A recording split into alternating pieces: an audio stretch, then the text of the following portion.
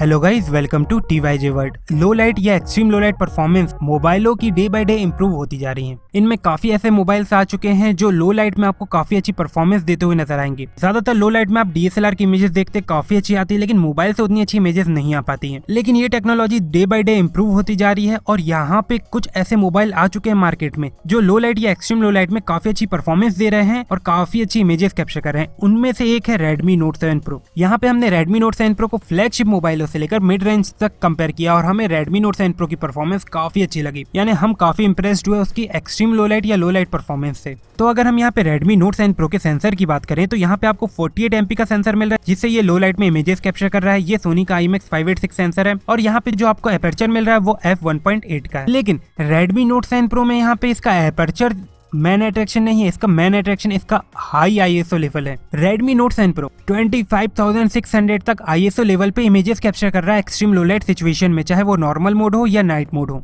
यानी कि काफी ज्यादा ISO लेवल लेके इमेजेस कैप्चर कर रहा है। अब कुछ लोगों के मन में ये डाउट होगा कि ISO लेवल होता क्या है। ISO लेवल कैमरे की लाइट सेंसिटिविटी होती है, यानी जितनी ज्यादा ISO लेवल होगा उतनी ज्यादा इसकी लाइट सेंसिटिविटी होगी, उतनी ज्यादा ये लाइट एब्जॉर्ब कर सकता है एक्सट्रीम लो लाइट सिचुएशन में और आपको एक्सट्रीम लो लाइट सिचुएशन में काफी अच्छी इमेजेस शो कर सकता है। तो डे बाय डे मोबाइलों में ISO लेवल काफी ज्यादा हाई आते जा रहे हैं, जिसमें सोनी सबसे ज्यादा वर्क कर रहा है अपने ISO लेवल पे। तो अगर हम यहाँ पे Redmi Note 7 Pro के ISO लेवल और अदर मोबाइल के ISO लेवल की बात करें तो जब हम Redmi Note 7 Pro से एक्सट्रीम लो लाइट सिचुएशन में इमेजेस कैप्चर करते हैं तो इसका ISO लेवल 25,600 तक चला जाता है मैक्सिमम। लेकिन अदर मोबाइल जैसे कि Realme 3 आप देख सकते हैं, हमने यहाँ पे एक छोटा सा वीडियो बनाया कंपैरिजन का, जिसमें Realme 3 और Redmi Note 7 Pro के बीच में हम यहाँ पे एक्सट्रीम लो लाइट सिचुएशन में इमेजेस कैप्चर कर रहे हैं। यहाँ पे आप स्क्रीन पर ही डिफरेंस देख सकते हैं। एक तो Redmi Note 7 Pro का सेंसर साइज बड़ा है तो लाइट ज्यादा एब्जॉर्ब कर रहा है, इसके साथ साथ यहाँ पे इसका ISO लेवल काफी हाई है। जबकि Realme 3 का जो मैक्सिमम ISO लेवल हमें मिल रहा था वो था 4200, जबकि Redmi Note 7 Pro में आपको मैक्सिमम ISO लेवल 25,600 मिल रहा है। और जो सैमसंग के डिवाइस है जैसे कि M20, M30, even Samsung Galaxy note 9, इसमें आपको मैक्सिमम ISO लेवल 800 का मिल रहा है एक्सट्रीम लो लाइट सिचुएशन में। तो मिड रेंज में अवेलेबल या फिर फ्लैगशिप में अवेलेबल मोबाइलों को ये काफी अच्छी तरह टक्कर दे रहा है एक्सट्रीम लो लाइट या लो लाइट सिचुएशन में। आप देख सकते हैं हमने यहाँ पे अलग अलग कंडीशंस में इमेजेस कैप्चर करी हैं और हमें लगभग हर एक कंडीशन में इसकी परफॉर्मेंस मोबाइल के हिसाब से काफी इंप्रूव्ड लगी, काफी अच्छी लगी। यानी कि हम नेकेड आई से उतनी लाइटिंग देख नहीं पा रहे थे जितनी लाइटिंग और जितनी डिटेल ये कैप्चर कर रहा था। अगर हम यहाँ पे मोबाइलों के एल्गोरिदम की बात करें लो लाइट या एक्सट्रीम लो लाइट सिचुएशन में, तो कुछ डिवाइस यहाँ पे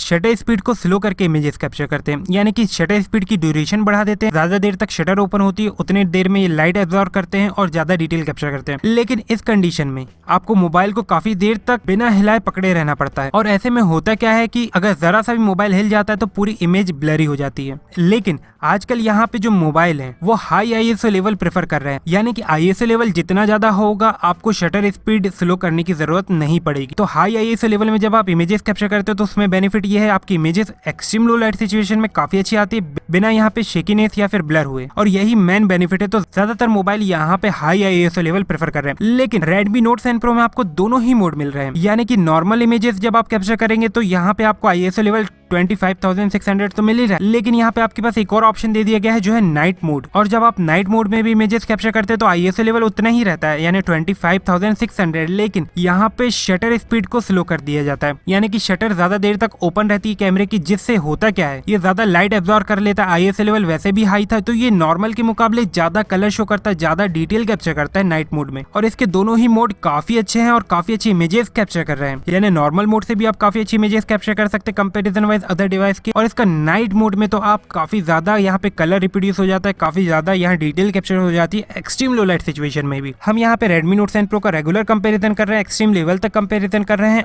तो अगर अभी तक आपने TYJ वर्ल्ड ज्वाइन नहीं किया है तो जरूर कर लीजिए, और अगर आपको वीडियो अच्छा लगा तो जरूर लाइक कीजिए, शेयर कीजिए, सब्सक्राइब कीजिए। And thank you for watching TYJ world.